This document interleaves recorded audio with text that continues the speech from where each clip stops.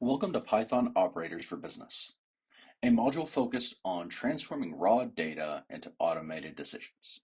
In the last module, we learned to store data in variables, but data sitting in a variable does nothing on its own.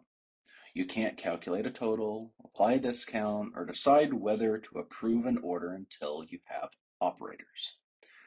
This module introduces the three families of operators that turn passive data into active business logic. Arithmetic for math, comparison for inspection, and logic for routing decisions. By the end of this session, you'll be able to calculate totals, evaluate conditions, and chain those conditions together into an automated approval rules. That's the engine that powers every business application.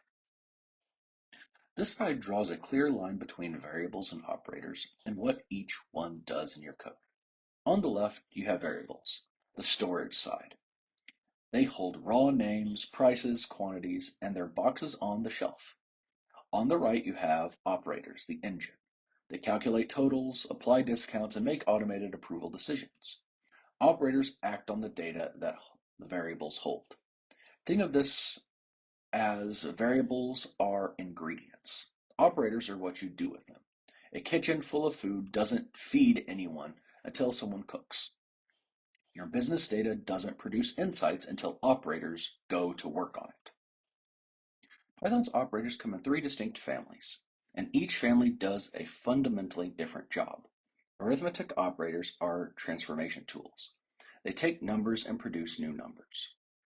Comparison operators are inspection tools. They evaluate two values and return a definitive true or false. Logical operators are routing tools.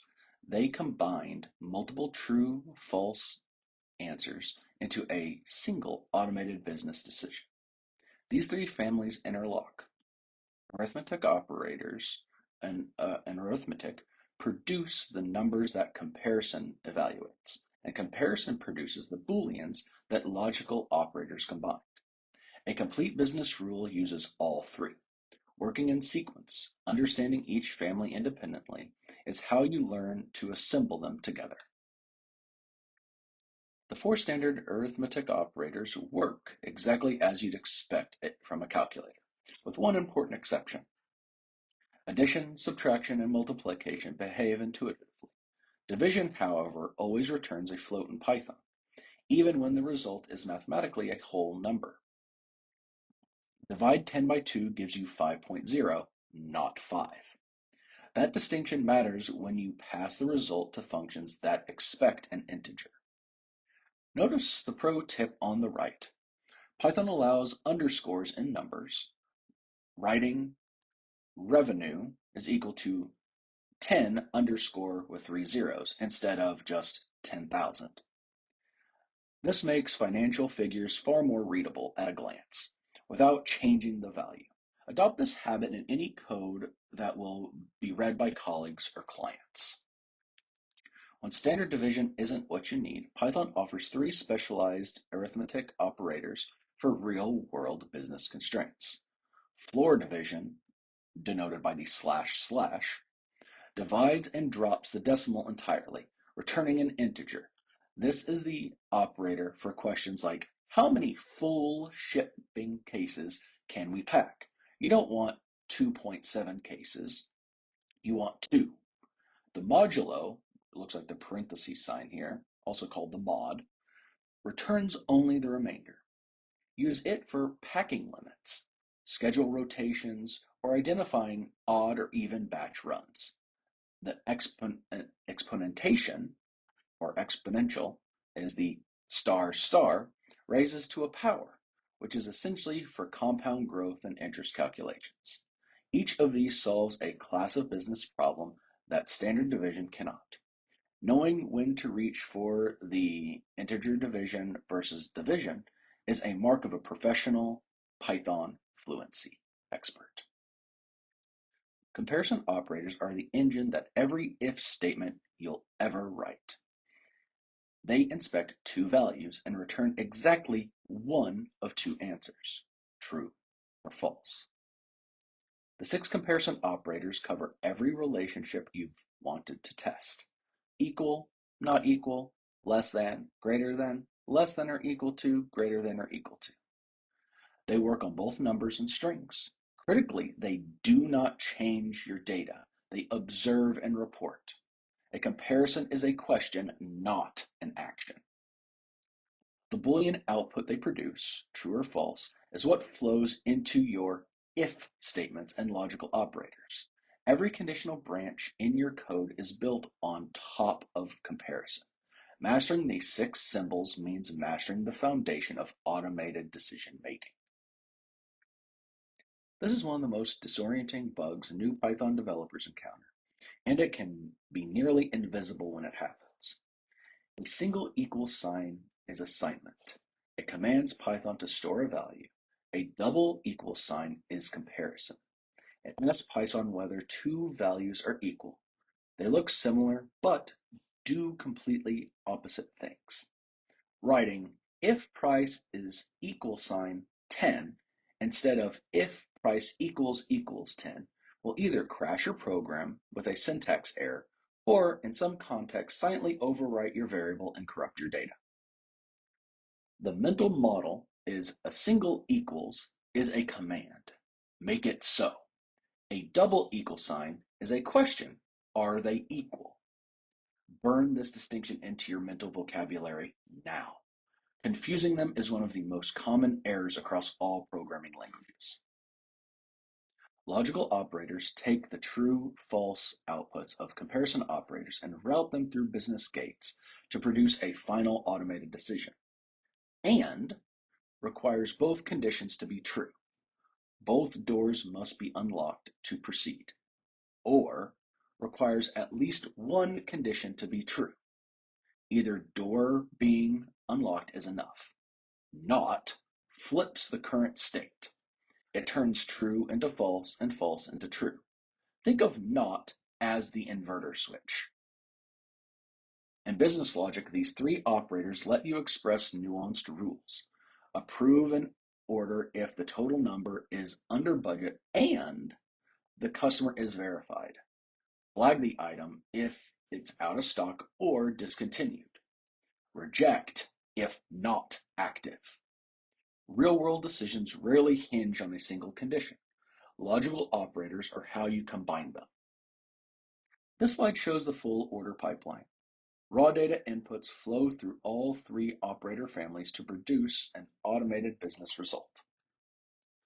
On the left, 4 variables: unit price, quantity, discount rate, VIP status. On the right, 3 business rules that need to be applied. Step 1, calculate the total using arithmetic. Step 2, apply the discount, if applicable, using comparison. Step 3, automate approves the order if the total is under $500 or the customer is a VIP using logical operators. Notice that each step feeds the next. You can't apply the discount until you have the total. You can't check the approval threshold until you've applied the discount. This is the architecture of a real business script: sequential, operator-driven, and fully automated. This slide traces exactly how one business decision evaluates step by step and shows why operator order matters. The expression is approved is equal to price times quantity is less than 500, or is VIP resolves in 3 stages. First, arithmetic price times quantity produces 450. Second, comparison. 450 is less than 500 evaluates to true. Third, logical. True or is VIP. Since the first operand is already true, the whole expression is true and is approved, is set to true. All 3 operator families working together in a single line. This is what interlocking logic means in practice. The output of one family becomes the input to the next. Understanding this evaluation chain lets you read and write complex business rules with confidence instead of guessing at the result. Python follows a specific order of operations, similar to mathematics.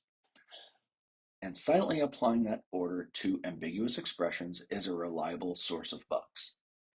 The error-prone example on the left calculates total price is equal to, or total is equal to price times quantity minus discount plus tax. Does multiplication happen before subtraction? Yes, but does that match what the business rule intends?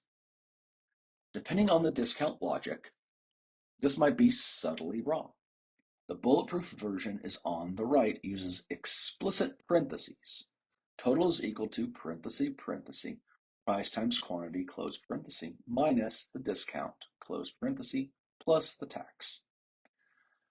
That meaning, or the meaning, is unambiguous for both Python and the next developer reading the code. Rule: never rely on operator precedence memory in financial calculations.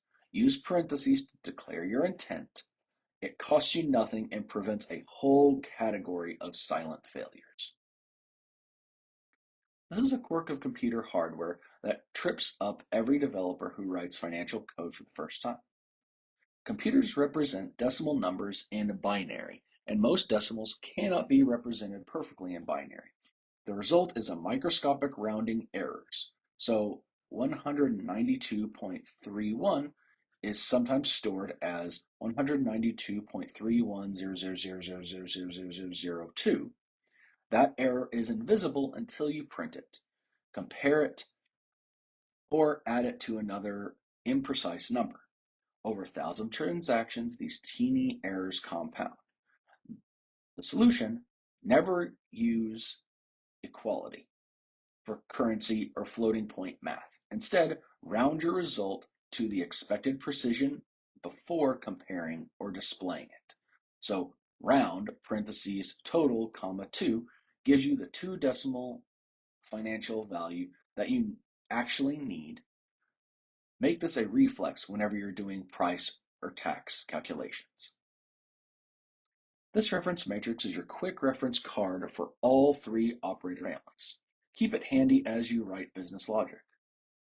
Arithmetic operators: plus, minus, multiply, divide, integer division, modulo, or exponent, take numbers as input and produce numbers as output, either int or float.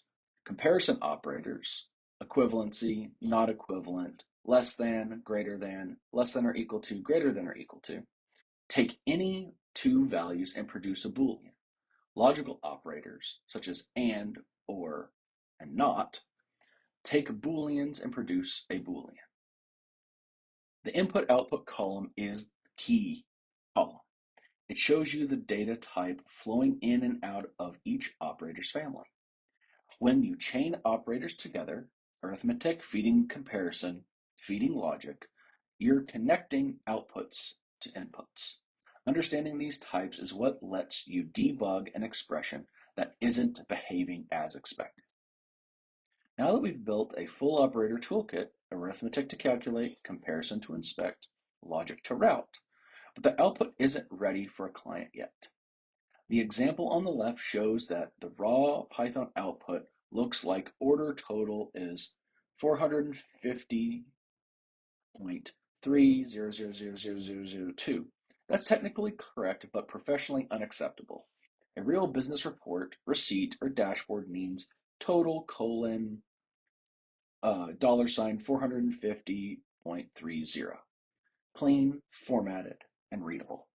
That's exactly what the next module covers: f-strings. F-strings lets you embed calculated values directly into text strings with full control over formatting, decimal places, currency, symbols, alignment, and more. Everything we've built in this module becomes presentable output in the next. See you there.